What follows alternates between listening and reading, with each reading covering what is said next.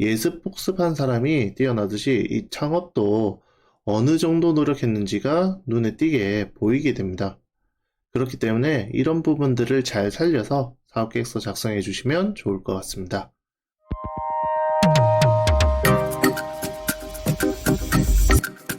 안녕하세요. 리서치 헬퍼 박 대표입니다. 오늘은 앞서 안내해드린 예비 창업 패키지 사업계획서 작성 이어서 안내해드리도록 하겠습니다. 문제인식, 실행 가능성에 이어 이 성장 전략, 팀 구성에 대해서 안내해드릴 건데요.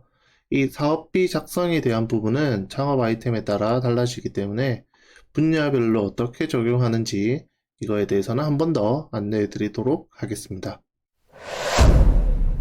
성장 전략 부분인데요. 이 자금 소요 및 조달 계획에 대해서 작성하도록 되어 있습니다. 여기 있는 내용 요거 삭제해 주시면 될 것 같고요. 그 다음에 우리 자금 소요가 어떻게 되고 자금을 어떻게 조달할 건지 그 내용에 대해서 적어주시면 되는데, 이 내용은 우리 청년창업사관학교 사업계획서 작성할 때 사업비를 어떻게 작성하는지 한번 안내해 드린 적이 있어요. 그거 내용 참고하셔서 작성을 해주시면 되고, 이 사업화 자금 집행에 대해서 어떻게 쓰느냐 하는 부분도 사실 이 사업비를 어떻게 운영하는지 운영 계획표가 다 있습니다. 그런 내용들 참고해 주셔서 우리 창업 아이템에 맞게 이 사업비를 작성해 주시면 돼요. 이 부분은 아까 설명드린 것처럼 아이템에 따라서 우리 이제 어떤 부분들을 더 강조해야 되는지, 사업비를 어떻게 써야 되는지 이런 것들이 조금씩 달라지긴 할 거예요. 그런데 먼저 이제 그 업체들로부터 견적서를 받을 수 있다라고 하면 그런 견적서를 바탕으로 이 사업비를 책정을 해주시고, 그 견적 금액에 대해서는 어떻게 소요되는지 위에 캡처 넣어가지고 여기 이제 자금 소요가 어떻게 되는지 표현해 주시는 게 좋을 것 같습니다. 그 다음에 시장 진입 및 성과 창출 전략인데요. 이 내수 시장 확보를 어떻게 할 건지, 그 다음에 해외 시장 진출 방안을 어떻게 할 건지 작성을 해주시는 부분인데, 해외 시장 진출에 대해서는 좀 고민을 해볼 필요가 있어요. 우리가 정말로 해외 시장 진출하기 위해서 이 타겟을 잡고 어떤 전략을 수행할 것인지, 이 부분이 명확하게 있다고 하면 사실 이 부분을 자세히 적어 주시는 게 좋습니다. 그러나 우리가 해외 시장 진출이 아예 없다, 국내 시장만을 타겟으로 한 특화된 분야를 창업하고자 한다 라고 하면 사실은 이제 해외 시장 진출 방안이 좀 많이 늦어지겠죠. 그렇기 때문에 해외 시장 진출에 대한 계획이 없다라고 표현하거나 아니면 추후 향후 계획을 좀 적어 주시는 게 좋을 것 같아요. 그래서 없는 내용을 굳이 일부러 작성하면서 페이지를 소비하는 것보다 없으면 없다 라고 표현해 주시는 게 좀 더 좋을 것 같아요. 그 다음에 내수시장 확보 전략. 이 내수시장은 결국에는 우리가 타겟으로 하고 있는 그 시장, 그 다음에 고객, 이 내용에 대해서 작성을 해 주실 필요가 있습니다. 비즈니스 모델에 대해서 많이 배우셨을 거예요.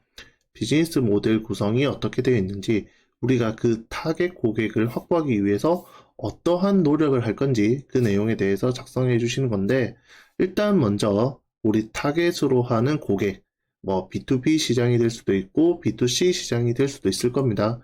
그런 타겟 시장을 이제 시장 형성이 어떻게 돼 있고, 그 다음에 그 타겟 고객에 어떻게 접근할 건지, 그 다음에 이 접근하는 전략, 우리가 어떠한 요소로 운영을 할 건지, 이 부분에 대해서 단계별로 나눠서 작성해 주시는 게 좋아요. 그러니까 말의 순서가 이어지도록 얘기해 주시면 됩니다.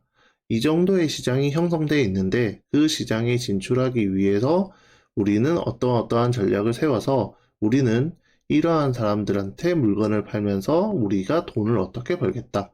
그러면 우리가 제품이나 서비스를 파는 거기 때문에 얼마의 가격이 형성되어 있고 그 가격 형성된 대로 판매가 잘 이루어진다면 얼마의 수익을 낼 수 있다라는 것까지 나올 겁니다.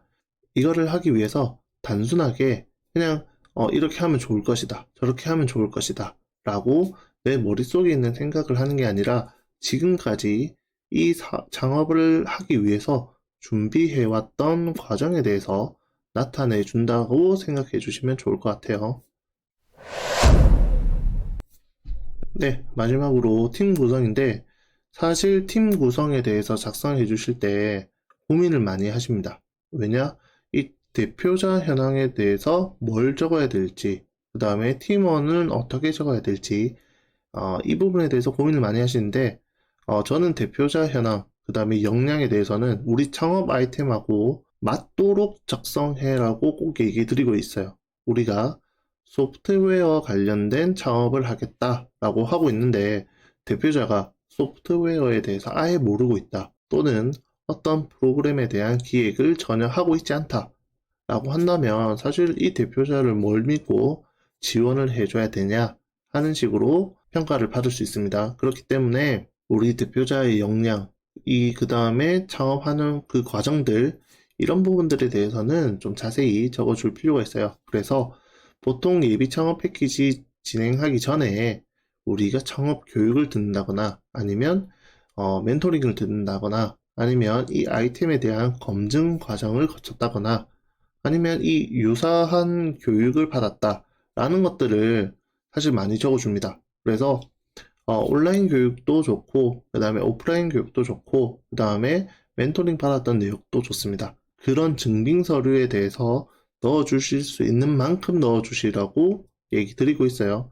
왜냐하면 아까도 얘기 드렸지만 이 대표자의 역량에 따라서 이 사업을 운영할 수 있다 없다가 판단되기 때문에 그런 부분이 되게 중요합니다. 뭐 그렇다고 하면 이 내용을 어떻게 적는 게 좋을까라고 하는 부분은 사실 이것도 파란색 우리 설명되는 부분들은 삭제해 주시고, 그 다음에 여기에 우리 기업에 대한 연역, 이력에 대해서 쭉 적을 거잖아요. 그러면 대표자에 대한 이력에 대해서 쭉 적어주자 이거죠. 그 다음에 이력서 쓴다고 생각하시면 됩니다. 우리가 이력서 쓴다고 하면 어떠한 교육을 받았는지, 그 다음에 어떠한 대외 활동을 했는지, 그 다음에 내 자격이 뭐가 있는지 이런 부분들 적어 주실 거잖아요.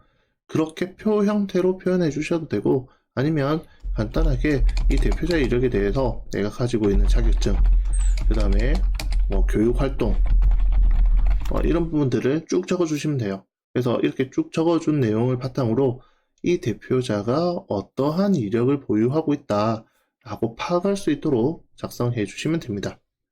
그 다음으로 이제 팀원 역량인데요. 이 팀원 역량에 대해서 우리가 함께 창업할 팀원이 있다 라고 하면 팀원에 대한 이름과 그 다음에 어떠한 일들을 시킬 건지, 그 다음에 언제 채용이 될 건지 이런 부분들 자세히 적어주면 되고요. 그 다음에 이제 팀원이 없는 경우에는 팀원 현황과 역량에 대해서는 작성을 해줄 필요는 없고, 추가적인 인력 고용 계획에 작성을 해주시면 좋을 것 같아요. 그 다음에 업무 파트너는 사실 그렇게 중요하진 않습니다. 뭐 여기 파트너사에 보통 우리 자문해 주시는 교수님, 그 다음에 자문해 주는 기업, 그 다음에 나를 도와주는 사람들 내용들 다 적으세요. 근데 이렇게 다 적을 필요는 없긴 없습니다. 물론 우리가 외주줘야 되는 업체 또는 사전에 이 창업을 잘 원만하게 수행할 수 있도록 이런저런 기관들, 기업들 내용들을 먼저 조사한 내용들이 있을 겁니다. 그래서 그런 내용들은 여기에 잘 적어주시면 좋을 것 같고요. 그게 아니고 우리 그냥 나를 위해서 도와주시는 분들, 이 리스트가 많다고 해서 우리 사업평가를 잘 받을 수 있냐, 꼭 그런 건 아니라는 거 명심해 주셨으면 좋을 것 같아요. 사업계획서 쓰는 게 그렇게 어려운 건 아닙니다. 다만 사업계획서를 써본 적이 없고 어떻게 평가받는지 모르기 때문에 어려운 것입니다. 예습 복습한 사람이 뛰어나듯이 이 창업도 어느 정도 노력했는지가 눈에 띄게 보이게 됩니다. 그렇기 때문에 이런 부분들을 잘 살려서 사업계획서 작성해 주시면 좋을 것 같습니다. 이상으로 리서치 헬퍼 박 대표였습니다.